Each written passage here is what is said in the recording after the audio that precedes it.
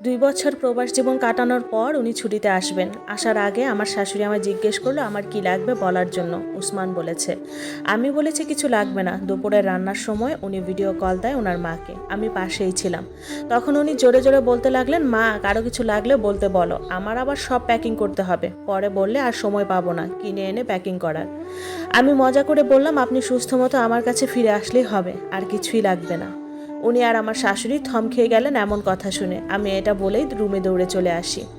2 দিন পর উনি আসবেন। আমি ওনার রুম নিজে হাতে পরিষ্কার করে বিছানা চাদর বদলিয়ে গুছিয়ে দিয়ে আসি। ওনার ছোট ভাই এয়ারপোর্টে গেলেন ওনাকে আনতে। আমি সুন্দর করে সেজেগুজে অপেক্ষায় আছি উনি আসার। আমার স্বামী তো অপেক্ষা তো করবই। উনি ঘরে ঢুকলেন। ওনাকে দেখে আমার বুকটা কেঁপে উঠল। 2 বছর আগের উনি আর আজকের ওনার মধ্যে অনেক তফাৎ। অনেক বদলে গেছেন, মোটা হয়ে গেছেন, আরও বেশি সুন্দর হয়ে গেছেন। উনি এসে ওনার মাকে জড়িয়ে ধরেন।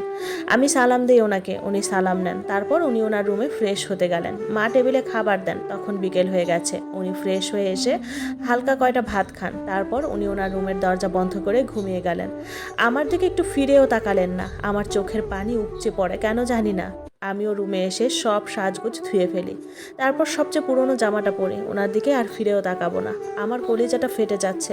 আমার এখানে একটুও থাকতে ইচ্ছে করতেছে না। একটু বাপের বাড়িতে গেলে শান্তি পেতাম। সন্ধ্যার দিকে ওনার নানার বাড়ির মেহমান আসবে, তাই নাস্তা বানাতে রান্নাঘরে গেলাম। নুডলস, সেমাই, ফিরনি, হালিম রান্না করি, আর আসলে ফলমূল কেটে দিব।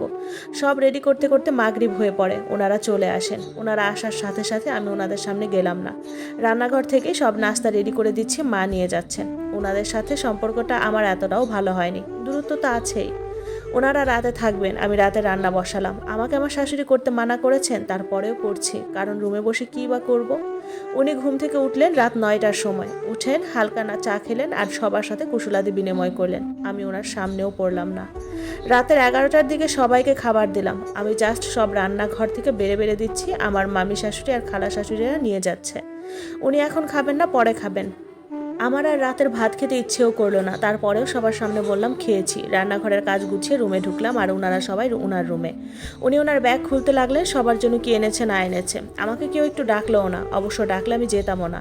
মনকে বুঝ দিলাম উনি তোমার কেউ না, কিসের আশা করছে ওনার থেকে, যে আজ 2 বছরে একটা কথাও বলেনি তোমার সাথে, কোনো বইয়ের অধিকারও দেয়নি, শুধুমাত্র দয়া করে রেখেছে।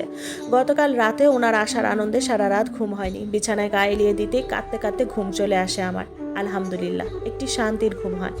সকালে উঠে ঘর ঝাড়ু দিয়ে রাতের বাসি খাবারের প্লেটগুলো ধুয়ে ফেলি। তারপর সবার জন্য নাস্তা রেডি করি। সবাই একে একে ঘুম থেকে উঠে আর নাস্তা করে বসে গল্পগুজব করছে। আমি দুপুরের রান্নার প্রস্তুতি নেই।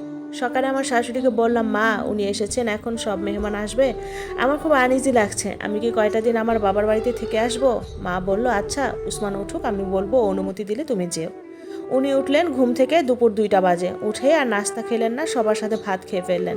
সবার ভাত টাত খাওয়া শেষে সবাই বিশ্রাম নিতে গেল।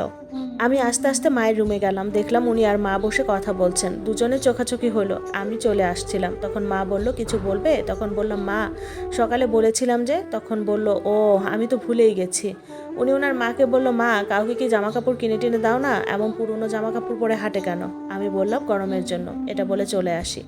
একটু পর মা রুমে এসে বলল, উসমান যেতে মানা করেছে। এবার আমি কান্না করে দিয়ে বললাম, মা আমি 2টা দিন থেকে আসি না, আমার খুব বাড়ির জন্য মন পুড়ছে। তখন বলল, উসমান রুমে আছে, গিয়ে ওরে বলো। আমি ওনার রুমে গিয়ে মাথা নিচু করে বলি, আজ 1 বছরের উপরে বাবার বাড়িতে যাইনি, আমি আজকে একটু যাই, আমার খুব মন পুড়ছে। কান্নার জন্য কথা বলতে পারছিলামও না। উনি বিছানা থেকে উঠে হাত ধরে আমাকে ওনার পাশে বসালেন। আমার যেন কান্না আরও ভেঙে পড়ছে, বুকটা ফেটে যাচ্ছে। চিৎকার করে বলতে পারছি না, এত অবহেলা করলে বিয়ে করেছেন কেন আমাকে? উনি বললেন, যেতে হবে না। এবার জোরে কান্না করে দিয়ে বললাম, একটু যাই না, সকালে চলে আসবো, দরকার হলে রাতে চলে আসবো, একটু করে যাই না। উনি আমার দিকে অনেকক্ষণ তাকিয়ে রইলেন। তারপর আমার চোখের পানি মুছিয়ে দিয়ে বললেন, আচ্ছা যাও, সকালে চলে এসো।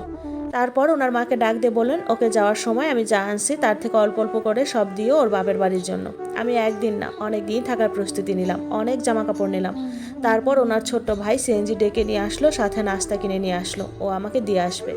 আমি চলে এসেছি বাবার বাড়ি। মা ভাবি সবাই বাড়ির সামনে দাঁড়ানো। গিয়ে তো সেই খুশির সব দুঃখ শেষ।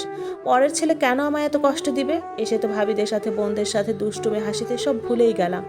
আম্মুর আলমারি থেকে আমার মোবাইলটা বের করলাম, তারপর চার্জে দিলাম। সবাই মিলে সন্ধ্যার পর হাঁটতে বের হলাম। তারপরেও মাথায় শুধু আসছিল, উনি কি আমায় মনে করছেন? ওনার কলিজাটা কি ছিঁড়ে যাচ্ছে?